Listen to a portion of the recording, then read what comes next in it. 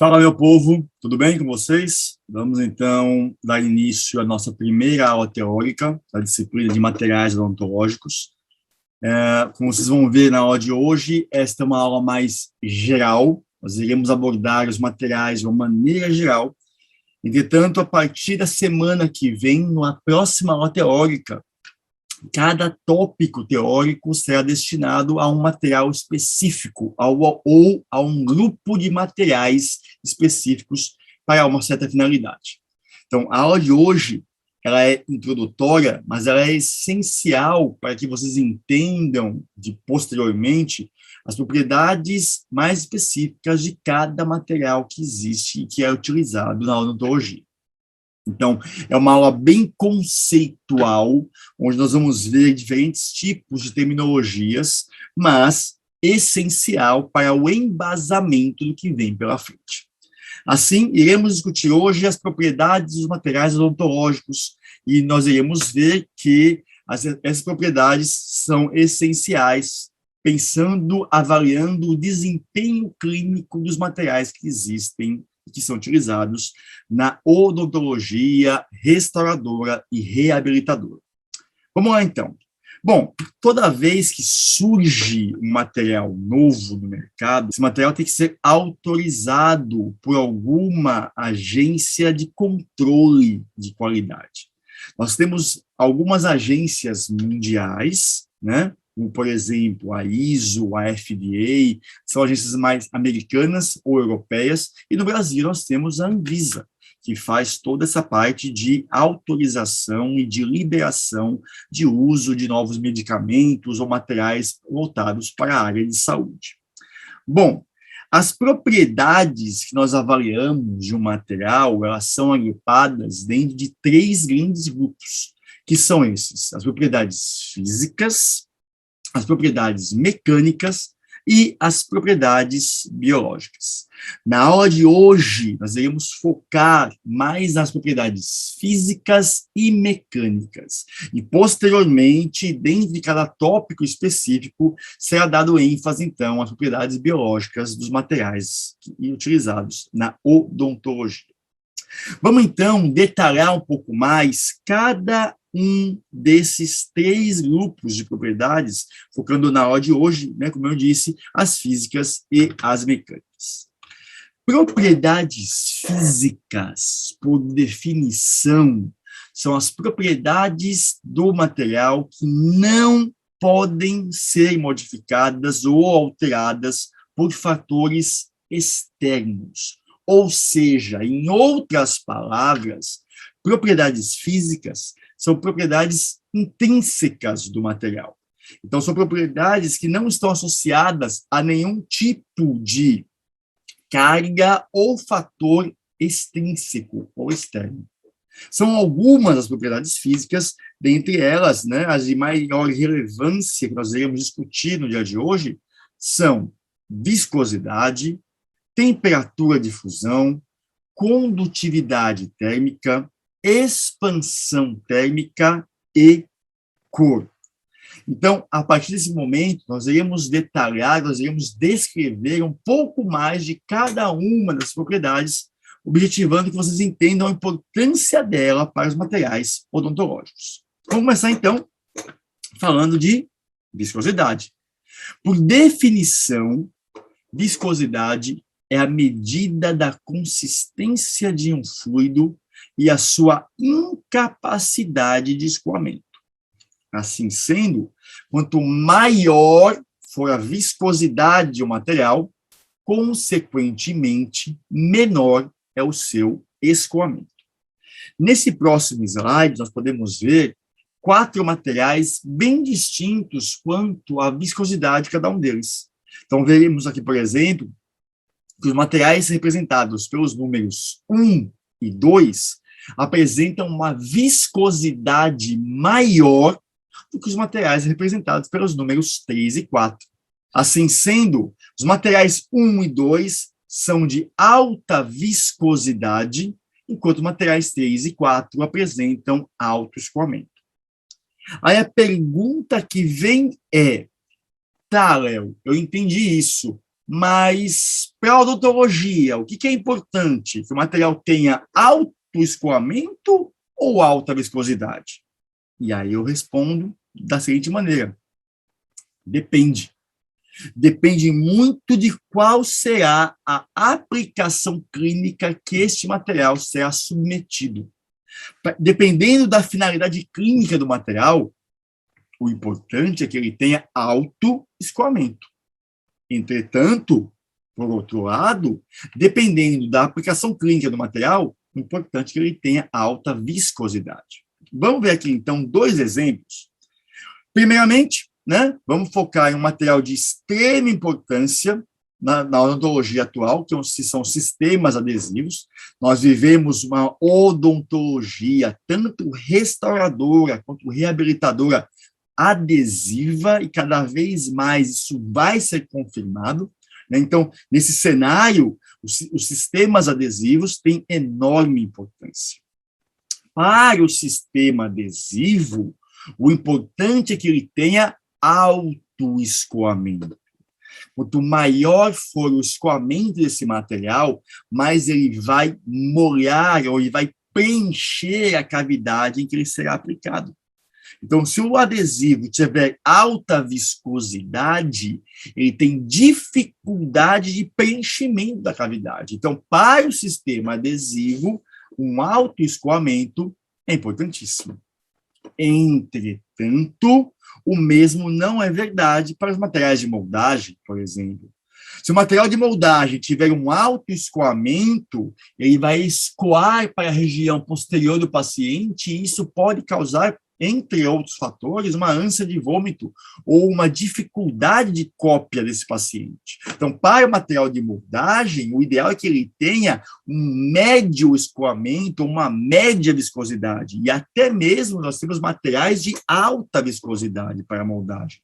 Então, dependendo da aplicabilidade clínica do material, vai ser mais relevante que ele tenha um alto escoamento ou uma alta viscosidade. Segunda propriedade física, temperatura de fusão. Bom, essa propriedade todo mundo já conhece, né? Todo mundo já viu essa propriedade no colegial, durante a sua formação superior, mas vamos só relembrar o que é temperatura de fusão.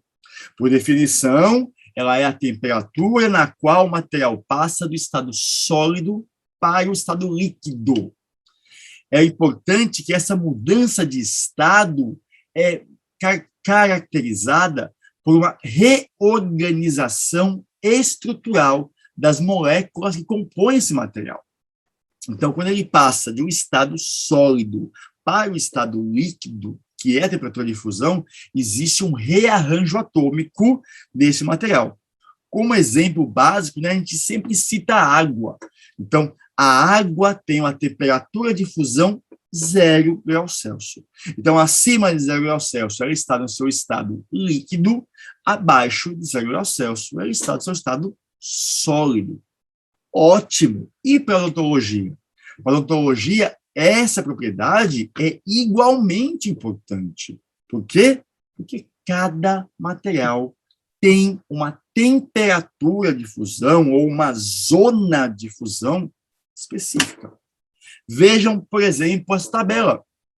Nessa tabela, nós temos 4 exemplos de um mesmo tipo de material, metais. Nós temos 4 metais aqui: o cobalto, o ouro, a prata e o alumínio. Entretanto, mesmo que eles sejam 4 materiais do mesmo tipo, 4 metais, vejam, cada um deles tem uma temperatura de fusão bem diferente do outro. Isso é importantíssimo, principalmente em prótese, quando você vai confeccionar uma prótese no qual será feito o uso de metais ou outros materiais que deverão ser fundidos, como cerâmicas, por exemplo. Então, o conhecimento da composição dessa liga e qual que é a sua temperatura ou zona de fusão é essencial para que se possa confeccionar uma prótese.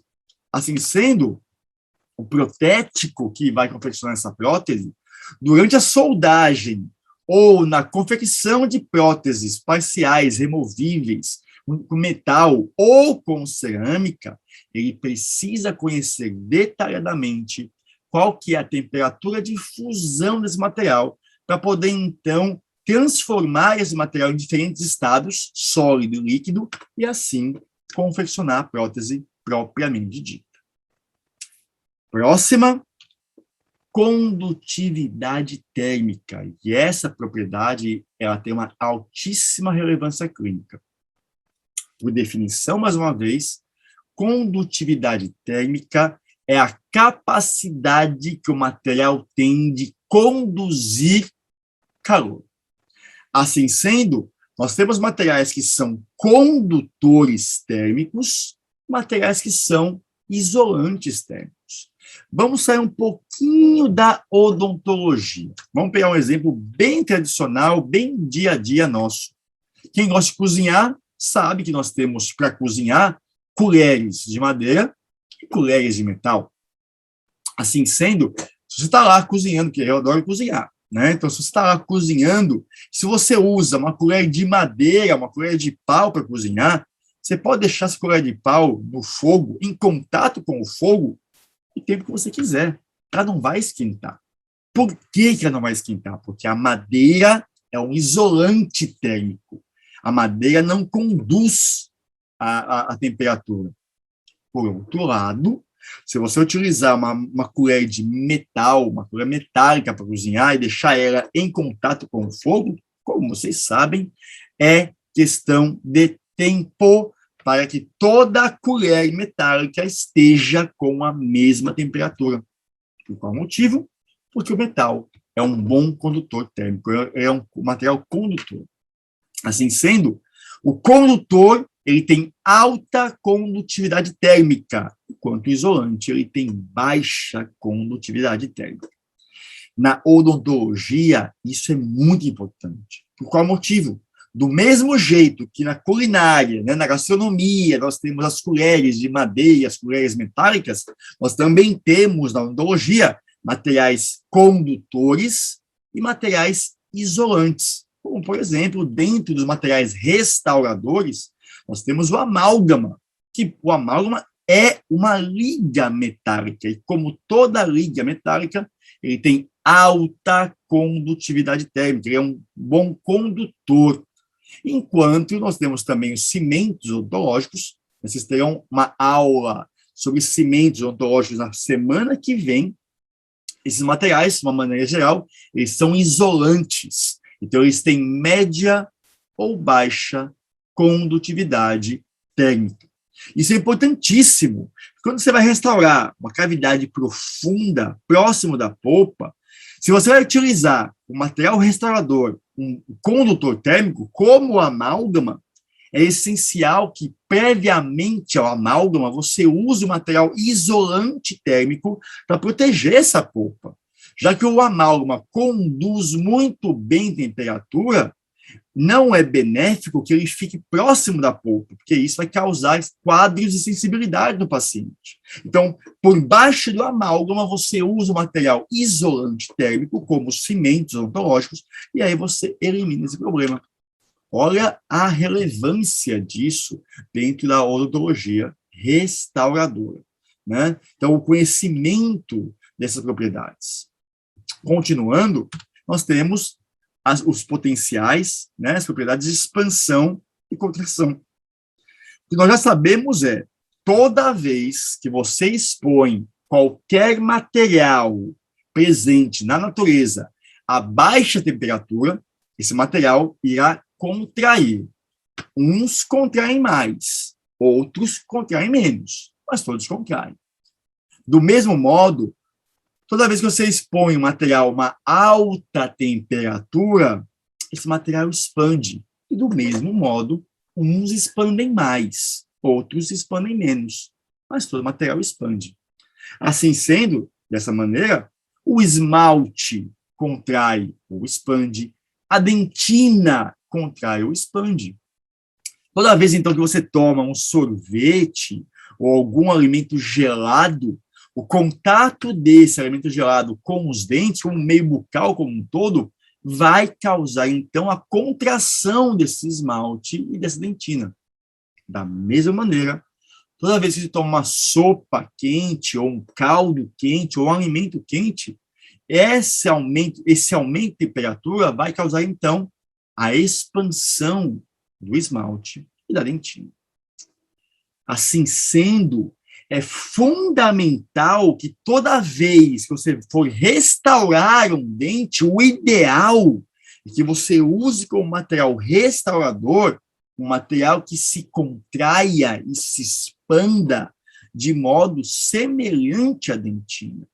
E isso é o que mensura o coeficiente de expansão térmica, ou também chamado de CET, CET, que são as iniciais, né? CET, coeficiente de expansão térmica. Dessa forma, o material ideal é aquele que tenha um CET, ou coeficiente de expansão térmica, similar ao da estrutura dental. Assim sendo, toda vez que a dentina contrair, o material contrai de uma maneira semelhante. Ou toda vez que a dentina expandir, o material também expande de uma maneira semelhante. Para que a gente possa entender isso um pouco mais facilmente, com números, né, para visualizar isso melhor, veja então essa tabela. Nessa tabela, nós aqui apresentamos alguns materiais utilizados na odontologia, a dentina e o esmalte. E qual que é o CET de cada um deles? Então, vejam que a dentina tem um CET médio de 8,3. Assim sendo, quanto mais próximo desse valor for do material, o CET do material restaurador, mais benéfico ele será clinicamente. Então, nesse cenário, as resinas compostas, o ionômero de vidro e até mesmo as cerâmicas têm um comportamento muito bacana, muito interessante, porque eles se aproximam do esmalte de dentina, o que não acontece com o amálgama. O amálgama, como ele é um metal, um condutor, ele tem um CET muito maior que a dentina que o esmalte, e isso não é benéfico clinicamente. Então, conhecer esses detalhes, essas propriedades dos materiais, os diferenciam para o uso clínico. Visto isso, a próxima propriedade é a cor. E essa todo mundo conhece, né? Eu nem vou perder meu tempo aqui falando com vocês, definindo para vocês o que é cor. O que nós vamos ter que ter como importante é que a cor é o feixe de luz que foi refletido. Então, todos os feixes de comprimentos de onda visíveis são expostos sobre os objetos. O feixe que for refletido é a cor do objeto. E essa cor, ela é formada por diferentes tipos também, subcategorias de propriedades. Nós temos a matiz, o croma, a opacidade, o valor e a fluorescência. Conhecer cada um desses tipos, cada uma dessas características da cor, é essencial para que você faça uma aplicação correta dessa propriedade clinicamente. Vamos, então, descrever cada uma delas e ver dentro da odontologia qual que é a sua importância. Iniciando com matiz. Matiz é o nome da cor. Vermelho, verde, azul, amarelo, ou a cor que você quiser. Odontologicamente falando, a matiz é representada por 4 diferentes letras: A, B, C e D.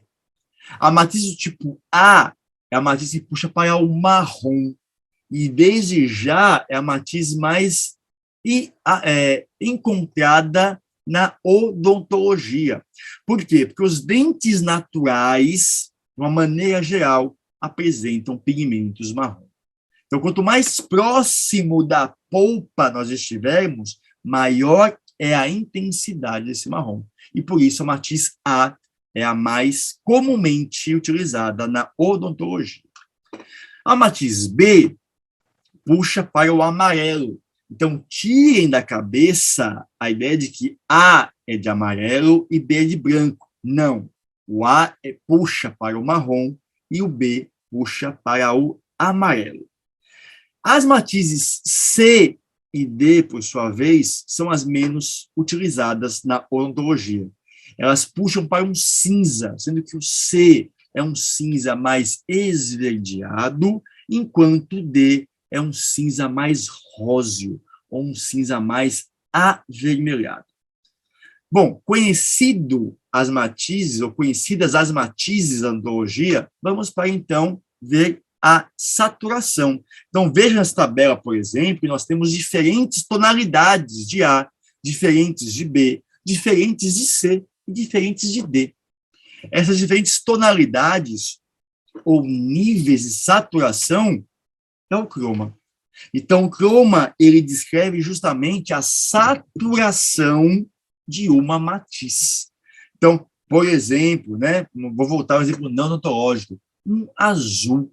Então, se esse azul é mais saturado ou menos saturado, isso que é o croma. Então, o croma é a propriedade que descreve a intensidade ou a saturação de uma determinada matiz. E é uma propriedade associada à dentina. É a dentina que vai determinar qual que é o croma desse substrato ou desse material, né, dessa região do dente.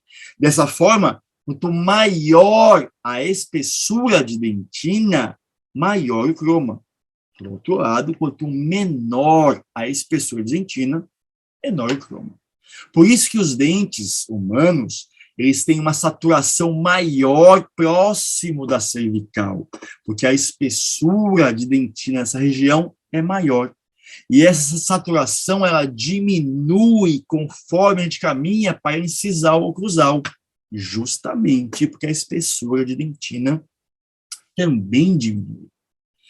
O croma, então, ele é descrevido como a saturação. Então, a matiz é o nome da cor, o croma é a intensidade ou saturação da cor, e a opacidade, por sua vez, é a propriedade relacionada ao potencial de absorção de luz que um substrato apresenta. Em outras palavras, para ficar mais fácil entender o que é opacidade, nós podemos ter 3 tipos diferentes de cenários. Nós podemos ter um material que é transparente, um material que é translúcido e um material que é opaco. O material transparente, ele permite que toda a luz que incide sobre ele trespasse ele e seja uma luz transmitida. O vidro, por exemplo, né, é um material praticamente transparente, ele tem um percentual de transparência muito alto. Por isso que você consegue observar pelo vidro e visualizar que está além do vidro da janela. O material translúcido, por sua vez, da luz que incide sobre ele, parte dessa luz é absorvida pelo material e parte da luz é transmitida. Esse é o material translúcido. É o caso do esmalte. Veja aqui, então, no cursor, que o esmalte ele permite que eu visualize parcialmente o que está além dele. Então, o fundo é preto, o fundo é escuro. Eu consigo perceber que esse fundo é escurecido porque o esmalte é translúcido e permite uma visualização, mesmo que parcial, do que está além dele. O terceiro cenário, então, são os materiais opacos. Então, da luz que incide no material opaco, toda ela, ou praticamente toda ela, é absorvida pelo material. Então, pouco de luz é transmitido. É o caso da dentina. Olha, então, o cursor, né? Então, vejam que mesmo que o fundo seja escurecido, eu não consigo evidenciar isso pela dentina, porque a dentina é opaca e ela não permite que seja feita esse tipo de visualização. Então, olha que interessante. Em um mesmo dente, nós temos um substrato translúcido, que é o esmalte, e um substrato opaco, que é a dentina. Então, quando você for restaurar um dente, isso é importantíssimo, que você conheça esse tipo de diferenciação, que você possa devolver com a maior naturalidade possível o seu procedimento restaurador, respeitando, então, essas diferenças de opacidade que existem em um elemento dental. Então, aqui, nesse exemplo, né, não odontológico, mas fica fácil evidenciar, nós temos 2 4, 5 copos de vidro. Nós vamos de um vidro, né, que é transparente, porque ele foi preenchido com água, que também é transparente, água, pelo menos a água natural, né?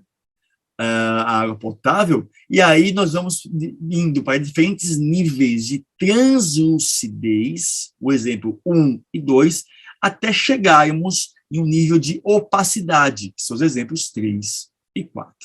Então, aqui fica bem visível essa diferença que existe desde o transparente, passando pelo translúcido e chegando até o opaco. Para que a gente faça essa mensuração de opacidade, nós temos que sempre lembrar que quanto maior a espessura de dentina, maior, então, será a opacidade dessa região. Por outro lado, quanto maior a espessura de esmalte, maior a translucidez dessa região. Isso é importante de ser sempre relembrado. A próxima propriedade de cor é o valor. E o valor, em especial, nunca foi muito entendido pelo dentista. E ele tem uma importância enorme. O valor, por definição, é a propriedade que descreve a luminosidade dessa cor. Quanto maior for o valor, mais próximo do branco a cor se aproxima e caminha junto com a opacidade. O valor e a opacidade caminham juntas. Quanto maior o valor, mais próximo do branco, mais luminosa é essa cor e maior é a opacidade. Por outro lado, quanto menor o valor, menos luminosa, mais escura, mais próximo do preto é essa cor, e assim sendo, menor é a opacidade. Vejam, então, aqui nesse exemplo, muito interessante. O que é esse exemplo aqui? Nós fizemos de propósito isso. Nós pegamos 2 laminados cerâmicos, né? As populares lentes de contato, mas o termo correto é laminado cerâmico. E esses laminados cerâmicos, eles tinham exatamente a mesma espessura, 0,8 milímetro. Nós colocamos, de propósito, no laminado cerâmico superior, nesse aqui onde está o cursor, um cimento resinoso de alto valor. E no exemplo de baixo, nós colocamos um cimento resinoso de baixo valor. Olha a diferença de resultados simplesmente modificando, alterando o valor do cimento utilizado. Então, mais uma vez, para reforçar, os laminados em si, eles eram idênticos. Só foi alterado o valor do cimento. Então, nós temos aqui em cima um resultado muito mais luminoso, mais próximo do branco, mais opaco, que denota aqui um alto valor. E no exemplo de baixo, um exemplo com menor luminosidade, mais translúcido, mais próximo do preto, que denota um baixo valor. E isso é possível de ser feito clinicamente e nós temos que utilizar isso ao nosso favor. Então, se você quer, numa cimentação, como aqui, promover ao paciente um valor maior, usa-se como cimento um cimento de alto valor. Entretanto, se você quer promover ao paciente, durante a cimentação do laminado, um menor valor, usa-se, então, um cimento de baixo valor. E isso tem enorme importância clínica. Assim sendo, é indiscutível aqui a importância que a cor apresenta clinicamente, né? A cor, na sua junção de propriedades, ela tem uma relevância clínica altíssima em qualquer procedimento clínico restaurador, direto ou indireto. Que você possa promover ao paciente um resultado restaurador ou reabilitador com a maior naturalidade possível. Bom, visto isso, vamos então passar para as propriedades mecânicas. Por definição, propriedade mecânica são respostas mensuradas nos materiais quando este material é exposto a uma força externa.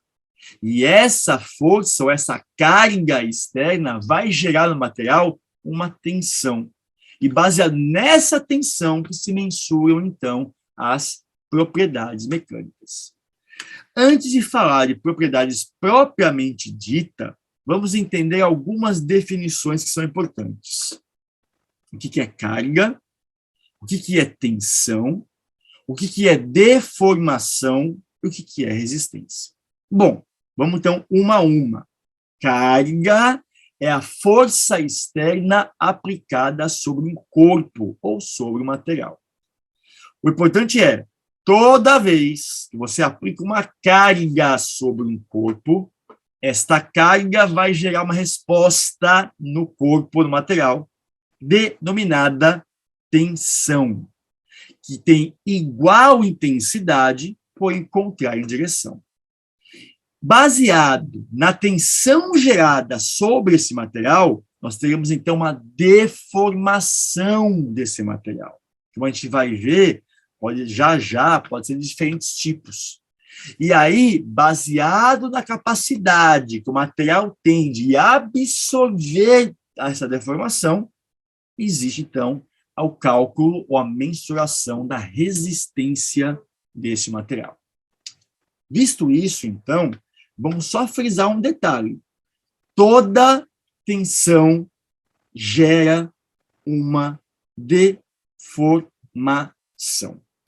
E o importante é que essa tensão ela pode ser de dois tipos, ou uma tensão simples ou uma tensão complexa.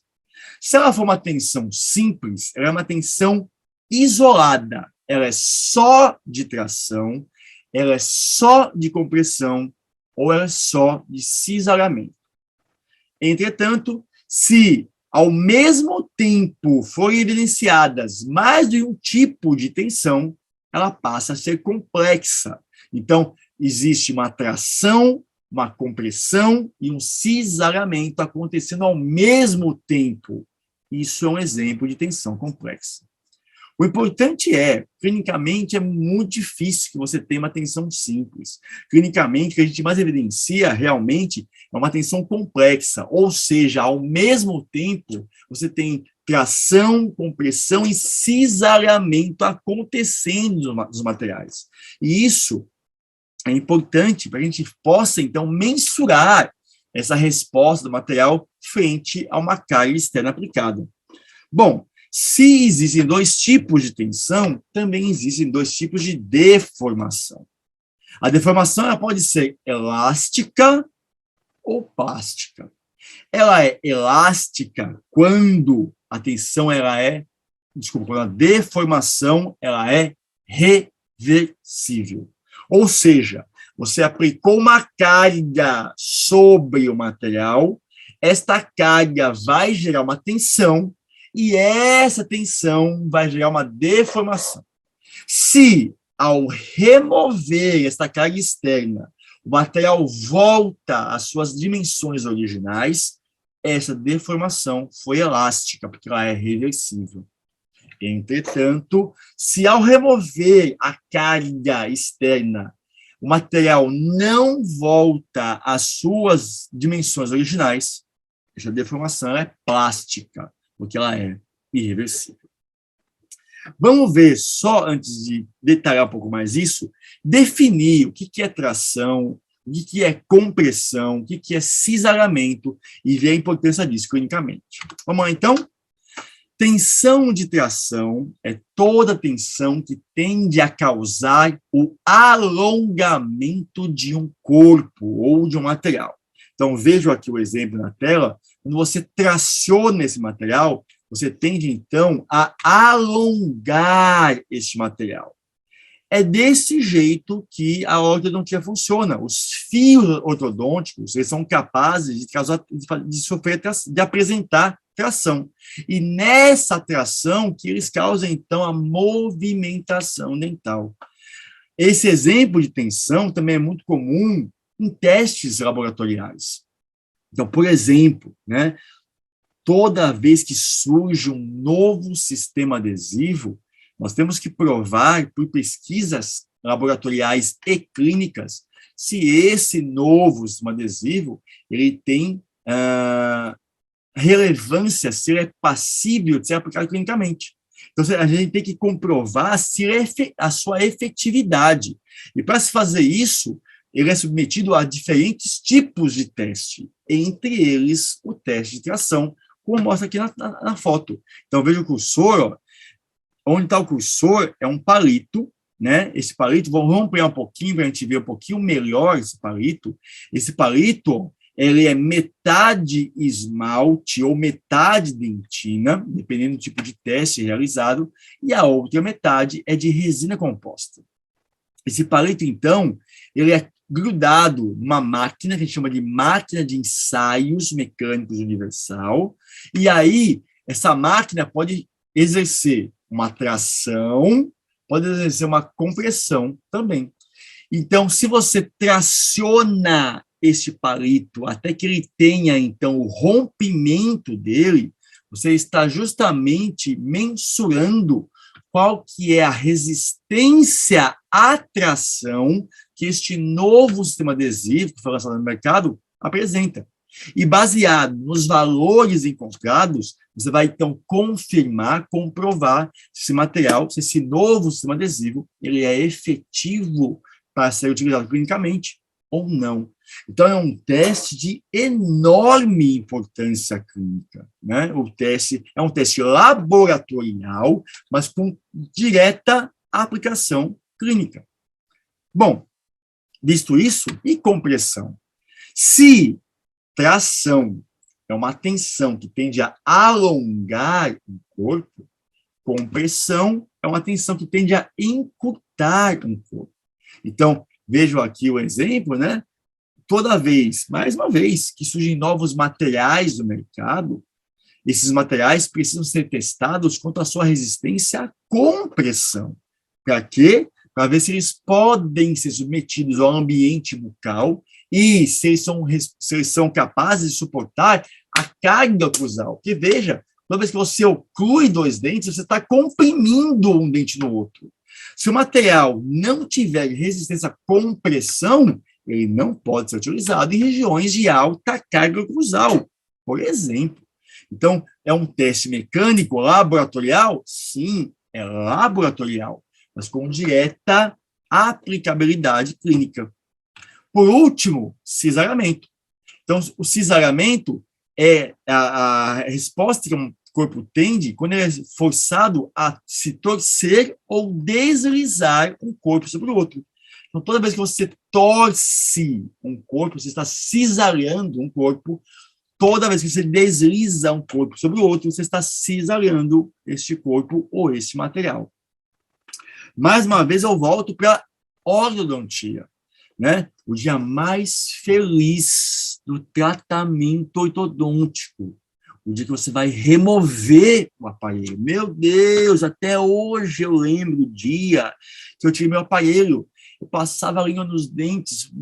Que delícia, meu dente sem bracket. Impressionante isso.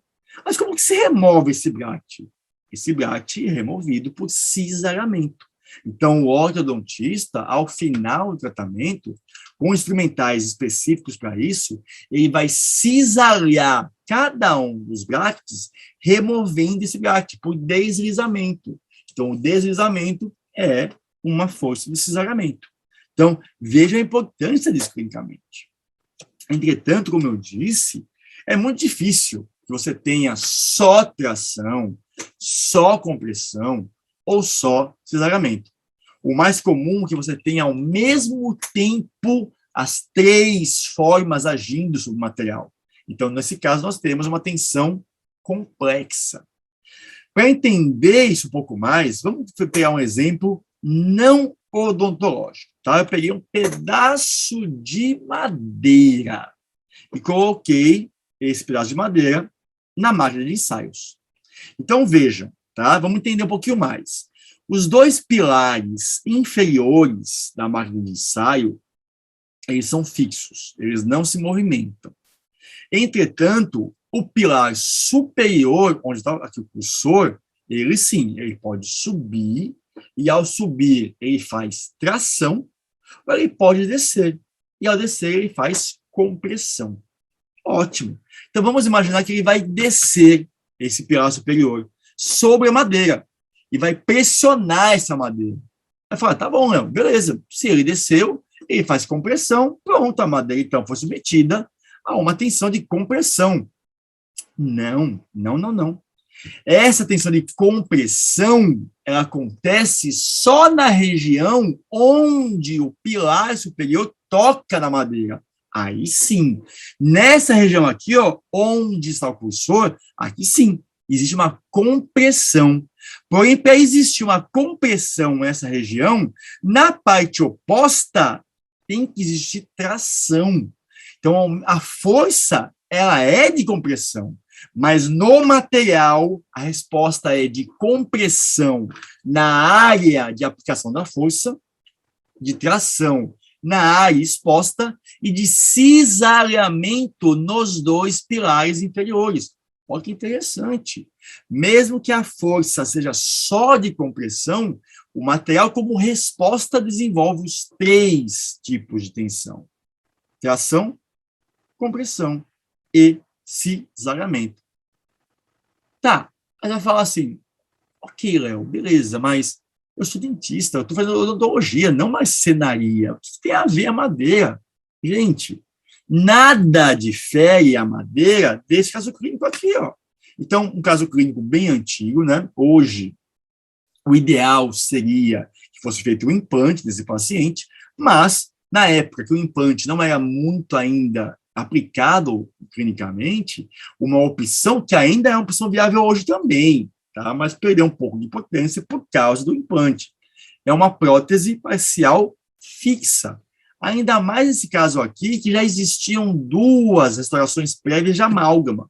Então, existe um espaço dentro, né, sem elemento dental, aqui onde o cursor mostra. Nós temos aqui 2 amálgamas que já existiam nos dentes adjacentes, no premolar e no molar.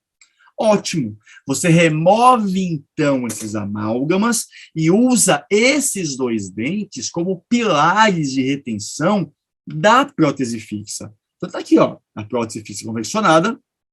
Essa prótese ela vai ser, então, cimentada no paciente. E se você parar para pensar, essa prótese aqui não difere muito da madeira.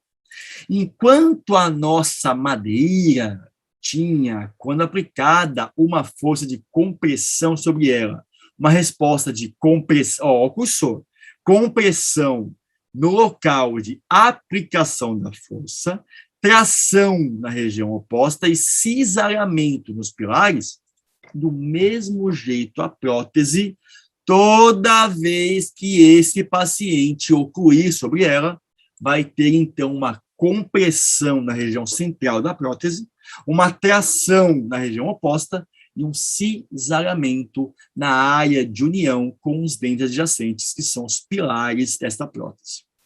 Olha que interessante. A força, ela é de compressão, mas a resposta é complexa. Compressão, tração e cisalhamento. Laboratorialmente, quando você mensura esses números, essas respostas, é possível se construir um gráfico. É o gráfico tensão por deformação. E esse gráfico ele vai apresentar um comportamento muito similar para os diferentes materiais, né? Para a maioria, ou todos os materiais, é que uns têm mais esse cenário, outros têm menos. Mas, de uma maneira geral, todos os materiais vão ter uma resposta diretamente proporcional entre tensão e deformação, que é esta linha aqui. Então, esta linha, ela nos mostra um comportamento, uma relação diretamente proporcional entre tensão e deformação. Em outras palavras, quanto maior a tensão, maior a deformação aplicada sobre o material. Isso acontece até este ponto amarelo aqui.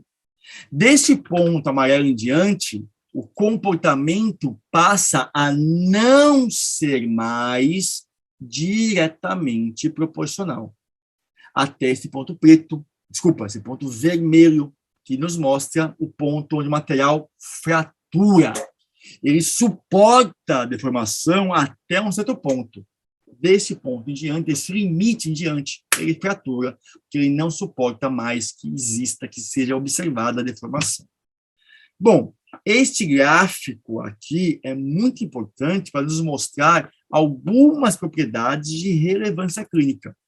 Entre elas, né, essa região onde existe uma relação diretamente proporcional é justamente que nos mostra a capacidade de deformação elástica ou reversível que o material apresenta. Esse ponto aqui, essa situação pode ser observada, por exemplo, com um travesseiro. Olha que interessante. O travesseiro, quando você deita sobre ele, ele deforma e ele copia o formato do seu rosto.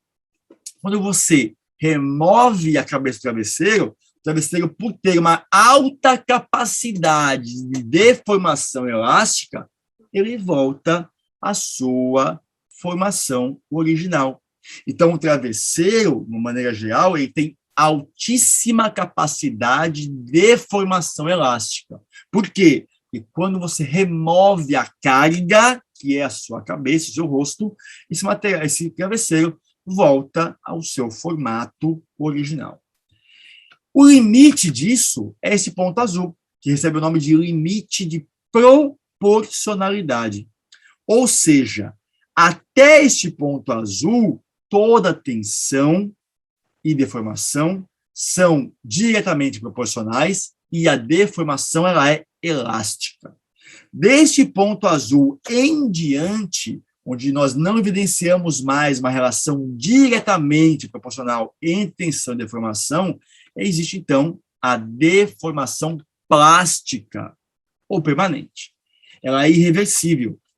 Então, mesmo que você remova a tensão do material, ele não retorna mais ao seu formato original. Quer um exemplo prático, para vocês entenderem? Asfalto. Quando uma rua ela é asfaltada ou ela é reasfaltada, o asfalto novinho é aquela delícia, aquele tapetão, né? E o carro corre tranquilamente sobre ele. Entretanto, com o tempo, esse asfalto ele vai recebendo carga externa, caminhão, ônibus, carro, e quanto maior essa pressão sobre ele, essa carga externa, ele vai deformando lentamente e vai chegar um momento que esse asfalto novinho deforma plasticamente e ele não volta mais à sua conformação original. Então, o asfalto, conforme ele vai sendo aplicado carga externa sobre ele vai deformando plasticamente, irreversivelmente, e aí nós evidenciamos essa situação, né? Quem nunca viu essa situação na rua, principalmente em faixas que passa muito ônibus, justamente por causa que quanto maior a carga externa, maior é a probabilidade que o material tenha uma deformação plástica ou irreversível. Vamos ver, então, propriedades mecânicas embasadas em deformações elásticas ou deformações reversíveis. A primeira delas, e importantíssima, é o módulo de elasticidade. Vocês precisam entender bem o que é essa propriedade, porque ela tem uma aplicação clínica muito relevante.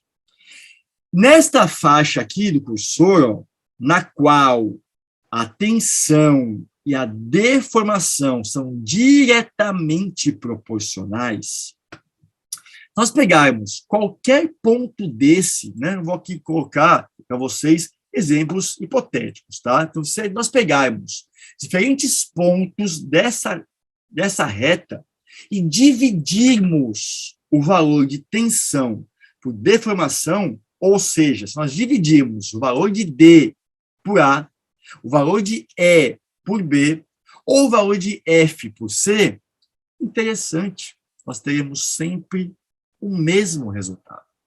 Matematicamente falando, numericamente falando, essas divisões sempre vão dar o mesmo número. E este número recebe o nome de módulo de elasticidade. Para entender um pouco mais facilmente, vamos pegar um exemplo também não odontológico. Tá? Vamos pegar 2 copos. um copo de vidro e um copo de plástico. Vamos supor que eu pegue esses dois copos no ar e solte eles. Quando o copo de vidro tocar no chão, vai acontecer o quê? Ele vai quebrar. E o copo de plástico, quando o copo de plástico tocar no chão, a grande chance é que ele quique e não quebre. Interessante. Por que acontece isso? Alguém já parou para pensar por que o copo de vidro quebra, o copo de plástico, de uma maneira geral, ele não quebra? Porque esses copos têm como material, componente, diferentes módulos. O material que compõe esses copos tem diferente módulo de elasticidade. E se eles têm diferentes módulos de elasticidade, eles têm diferentes capacidades de absorção de tensão. O plástico, ele é muito mais elástico que o vidro.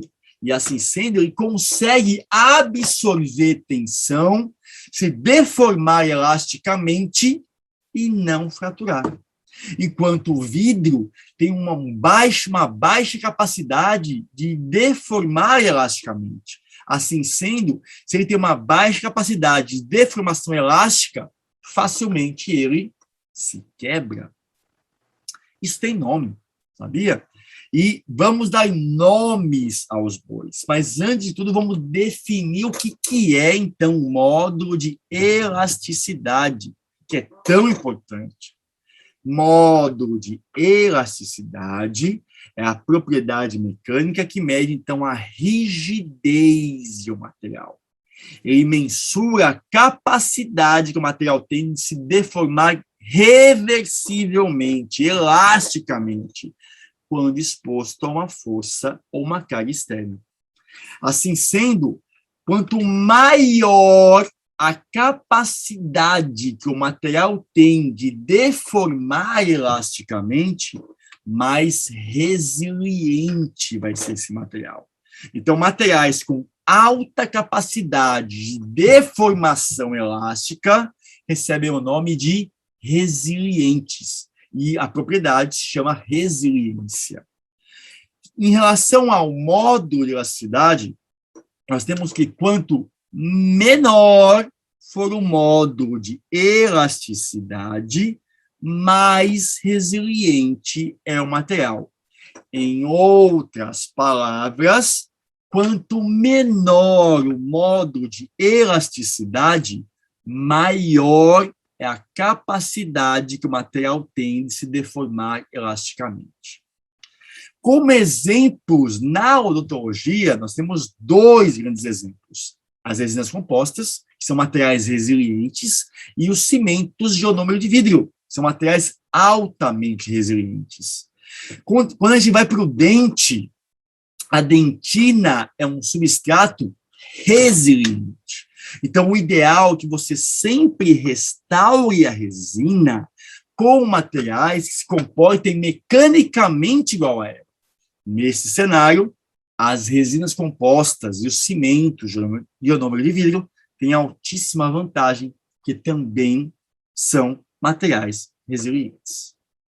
Por outro lado, nós temos materiais friáveis, né? Então, quanto menor for a capacidade do material se deformar elasticamente, maior vai ser a sua friabilidade. Então, os materiais friáveis, eles fraturam muito próximo ao limite de proporcionalidade, justamente porque eles não são passíveis de se deformarem. Em relação ao módulo de elasticidade, quanto maior for este módulo, mais friável é o material, né? Então, para ficar bem claro, quanto menor o módulo de elasticidade, mais resiliente é o material. Quanto maior o módulo de elasticidade, mais friável é o material.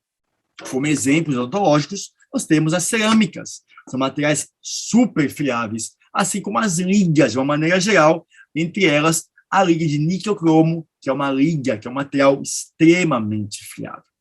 Então, isso é muito importante desconhecer, porque os materiais resilientes, Eles são capazes de absorver tensão, deformação, enquanto os materiais friáveis não são. E isso, então, tem uma excelente, uma aplicação clínica direta. Vamos ver esses números? Vamos lá. Então, veja essa tabela. Nessa tabela, nós temos, então, 1, 2, 3, 4, 5 materiais muito utilizados na odontologia e embaixo a dentina. E aqui na coluna do lado, quais são os valores de módulo de elasticidade. E vejam, como eu disse agora há pouco, o ideal é que o material se comporte mecanicamente igual à dentina. Vejam aqui que nós temos materiais muito distintos. Como a gente acabou de ver, a liga de nicocromo e a cerâmica são extremamente friáveis. Olha a diferença que existe nesses valores desses dois materiais para a dentina. Por outro lado, o ionômero de vidro e a resina composta são materiais bem resilientes, e eles estão, nesse sentido, têm uma vantagem por se comportarem mecanicamente semelhante à dentina, e o amálgama fica nesse meio termo, mas ele não pode ser considerado um material resiliente, porque ele tem um modo de elasticidade já muito acima do observado para a dentina. Assim sendo, para fechar essa aula de hoje, nós vimos que nós temos na odontologia diferentes tipos de materiais, e materiais que possuem propriedades muito particulares, e ainda bem que é assim, porque dessa maneira nós podemos aplicar clinicamente para cada cenário clínico materiais que tenham propriedades que se adequem, que se ajustem ao que a gente quer naquele cenário clínico. Então, cada material utilizado, seja um metal, uma cerâmica, um polímero ou um compósito, vai ter propriedades individualizadas e, baseado nessas propriedades, nós vamos fazer uma indicação mais precisa de cada um deles. Então, como eu falei, a aula de hoje foi uma aula bem conceitual, uma aula introdutória realmente, para que, a partir da semana que vem, vocês possam ter contato com materiais mais aulas, com tópicos, assuntos mais específicos, mas vocês já vão ter uma noção de propriedades para que vocês possam, então, entender com maior facilidade o que vem por aí na disciplina. Então, mais uma vez, muito bem-vindos, né? Encerro aqui a nossa primeira aula teórica da disciplina de materiais odontológicos e nos vemos, então, semana que vem com mais um assunto, como sempre, de altíssima relevância. Materiais odontológicos é o que há. Beijos, abraços, apertos de mão e nos vemos, então, semana que vem. Tchau, tchau.